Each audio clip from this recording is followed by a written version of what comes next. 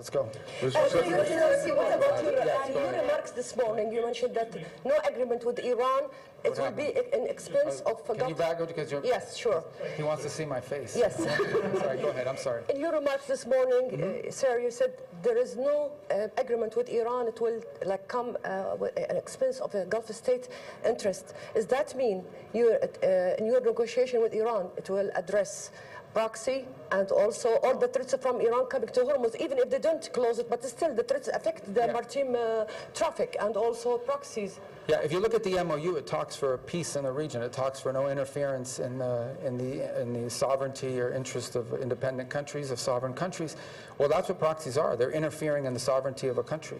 When you're giving money, for example, to Hezbollah to act as a rival to the sovereign government of Lebanon, you're interfering in their politics. When you're sponsoring militias in Iraq, you're interfering in Iraq. When you're sponsoring, Hamas or the Houthis or whoever it may be, you're interfering in the sovereignty of these countries. So that it's covered. The MOU contemplates a conversation about these things because it's critical and it's important. So there's no doubt that that will be a topic that has to be discussed, because ultimately you're not going to have peace and stability in this region as long as there are non-state actors operating within the boundaries and borders of sovereign countries and being funded by Iran. Thank you. What is your comment on the Iranian-Omani dispute regarding the safe passage in the Strait of Hormuz? Yeah, so we've reached a point now in this where you're hearing, for example, the Iranians will say one thing, but then something else is actually happening. So here's what I would tell everybody. It's now obvious to us, and I think should be obvious to all of you, that the Iranian system is going to continue to produce all sorts of maximalist rhetoric. They're going to have people going on their TV, on their official media, and making all kinds of pronouncements. But what we're interested in is not their press conferences. What we're interested in is whether or not ships are moving. If ships are moving as they should be moving, then that's what we're going to judge and that's what we're going to react to. If, on the other hand, this rhetoric is backed up by actual ships being threatened and ships are not moving, that's a violation of the agreement and we're going to have a problem with it. So what we are watching is we see the continued flow of ships. In this particular case, that lane is the one that's being used for this evacuation effort that's being led by the International Maritime Organization, and that must continue. And as long as it continues, they can have all the press conferences they want. If that stops, then we're going to have a problem. Mr. Secretary, from Oman that there would be no fee or tolling system imposed, including after a specific commitment from Oman that there was zero interest in a tolling or fee system, including after the 60-day negotiation. I don't know if it's been issued yet, but we have a joint statement that's coming from our meeting, and it makes it abundantly clear. And so I would just reiterate the point that I made earlier.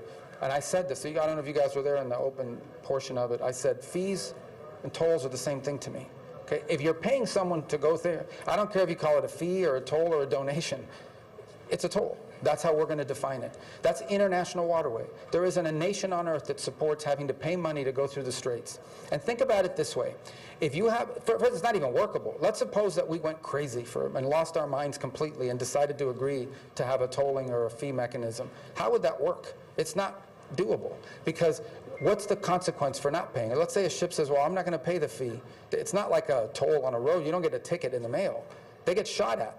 You shoot at one ship, you sink one ship, no other ship is going to move. So that sort of system is not only unwise, it can't happen, it's not even workable. So you might as well abandon the fantasy now. So I think we've been clear. You can call it a fee, you can call it a toll, call it whatever you want. If you are charging money to use the straits, we won't support it, we won't tolerate it, we won't allow it. And I think there was unanimity in that room on that point. Mr. Secretary, two things. One on Venezuela. Do you have a dollar amount of assistance yet, or is it too early? Well, it's too early. I mean, we don't, right now we know they need, remember, unfortunately, living in South Florida, living through both hurricanes, but other things that have impacted the Caribbean basin, what often happens is you have to wait and see what the needs are. The most immediate need, the one they need right now is search and rescue. That's the one they need immediately, because you got to get people out of that rubble within 48 hours or they won't survive. And so that's the first thing we're going to respond to.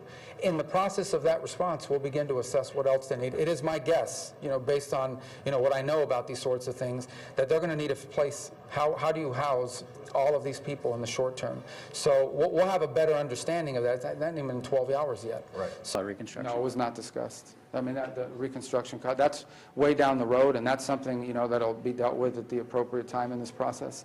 But that was not discussed by anybody. You're drawing your red lines on both Hormuz and also nuclear program. If Iran rejects one of those terms, what would Washington's next move be? Well, look, the president has multiple options at his disposal if Iran goes back on their word or if Iran decides they don't want to make a deal. Let's hope that's not the case. We don't want that to be the case. We're going to give diplomacy every chance to work. We've got a good team working on it. And so if it doesn't work out, the president knows what his options are.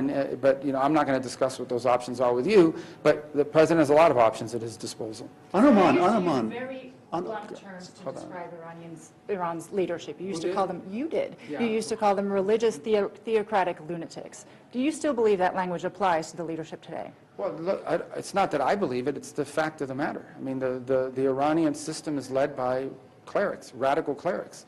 That's what it's always been led by, and that's what it continues to be led by.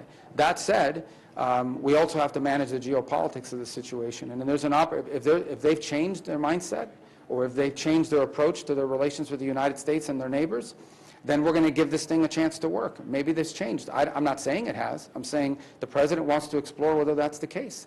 And if it has, we're going to find out. But we're not going to find out because of what they say. We're going to find out because of what they do. We're going to judge them by their actions. And we'll test that proposition and see. No one says it's going to be easy, because I think at the end, we know that people that are still at the top levels of that government are people that adhere to the same theology and the same mentality as the people that have led it in the past. They've got some people in the political branches that seem more flexible and more willing to work with us. Those are the ones we're negotiating with. We'll see how it works out. Last month, President Trump threatened to bomb Oman if they imposed tolls on the strait. And just today, you mentioned that no two nations should be able to impose tolls on a natural strait.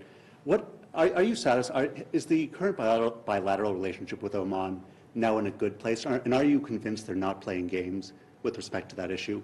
I mean, our relationship with Oman is fine. I mean, ultimately, there's not going to be any fees or tolls. There's not going to be any, and they've signed, they were there in the meeting today, and they said it, that they're not in favor of a tolling system. So that's good. I'm glad to hear them say that. I do have to ask, because just a few weeks ago, there was the hypothetical threat to bomb Oman. So it didn't seem to be okay a few weeks ago. So I can only talk to you about today. And today they said in the meeting, and they signed on to the statement that said there isn't going to be any fees or tolls.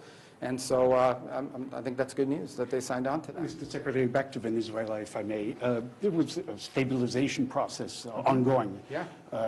Obviously played a huge role in that. Are you worried that this earthquake could upend that process? Well, no, right now I'm not worried about that.